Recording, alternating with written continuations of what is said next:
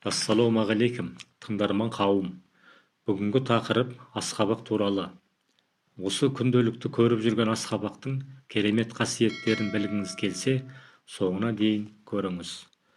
Қазақстанда асқабақтың кәдімгі түрлері мен ірі асқабақтардың түрлері мен сорттары өсіріледі.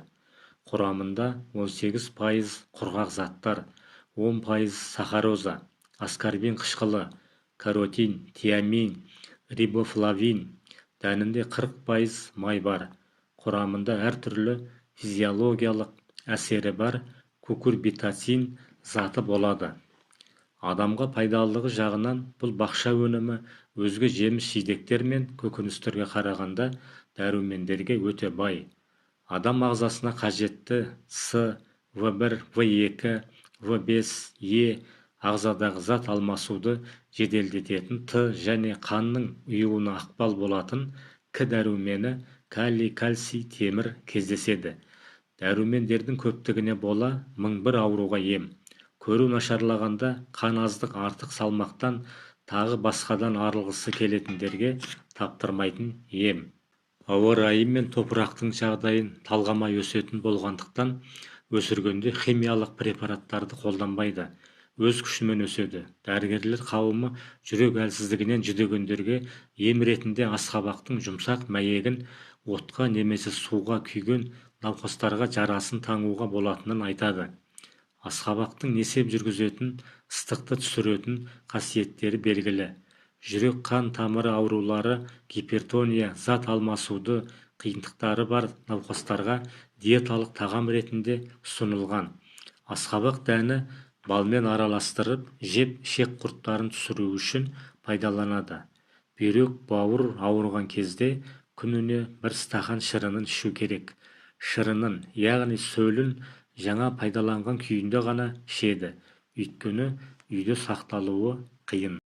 Минералды тұздар мен дәрумендерге бай асқабақ дәндерінің құрамында ақуыздар, омега-3, қанықтырылмаған май қышқылдары, селен, магний, мырыш, С, В тобының дәрумендері де жеткілікті. Несеп жыныс жүйесінің көптеген ауруларын емдеуге көмегі зор. Несеп айдаушы, қабынуға қарсы, өт айдап, паразиттерді құртатын асқабақтың өзі. Құрамында жасанды талшықтың судың көп мөлшерінің арқасында асқабақты арықтауға болатын емі де бар. Асқорыту үрдістерін тездетеді, уыттардан тазартады. Денсаулыққа пайдалы табиғи өсімдік майларының бірі асқабақ майы. 90%-ға жуық қанықпаған майларды 60%-ға дейін линольді қышқылдан және 15% шамасында линолен қышқылынан тұрады. Омега-3, омега-6 май қышқылдарына бай. Асқабақ майы қуырылған асқабақтың дәнінен сығып алынады. Қошқыл жасыл немесе қою қоңыр түсі бар, өткір, хош иісті, тәтті дәмі бар. Биологиялық белсенді зат ретінде қолданады.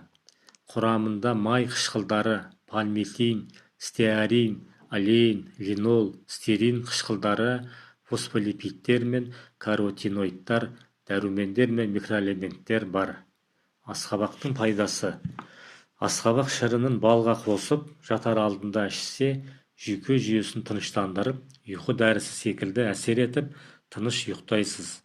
Жүкті әйелдердің жүрегінің айнығанын асқабақ шырыны басады.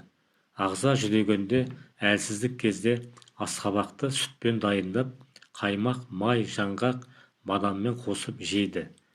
Асқазан ішек жолдары асқазанның шырышты қабатында дерт болса, асқабақтан езбе дайындап ішіңіз.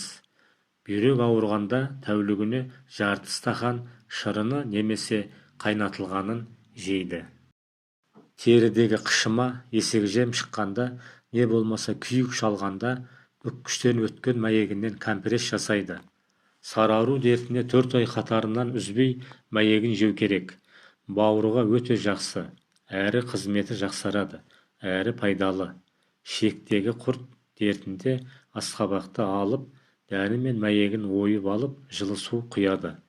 Жарты сағат беті жабық ыдыстың ішінде болуы керек. Дайын болған кезде тұнбадан күніне 4 рет Астан 20 минут бұрын жарты стақан ішеді. 20 күн, бір айдан кейін қайтадан жалғасады. Ішектегі паразиттен құтылудың ең тиімді тәсілі қабығы аршылған дәнін ашқарынға жейді.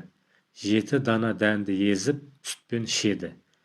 Простатит кезінде жарты келі тазаланған асқабақ дәнін шикісін ертарқыштан өткізіп, 1 стақан балмен араластырып жеу керек.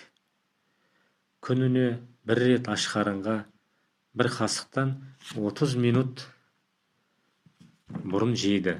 Емді жылына 1 рет қана жасайды. Көп жеу жүректі нашарлатып жібереді. Ұйқысыздық болғанда қайнатылған буға піскен асқабақ мәйегінен ботқа дайындап, күніне 2 рет 50 граммнан ішеді. Жатар алдында қайнатпасына бал қосып, 3 стақаннан кәдеге жаратады. Екінші жағдайда 20 бадам жаңғағына 1 шай қасық асқабақ дәнегін қосып, үстіне қайнаған су құйып, 8 сағат тұндырады. Кешке таман ішу керек. Осы ақпарат пайдалы болса, арнаға тіркеліп, достарыңызбен бөлісіңіз. Алла тағала бәрімізге шипасын берсін.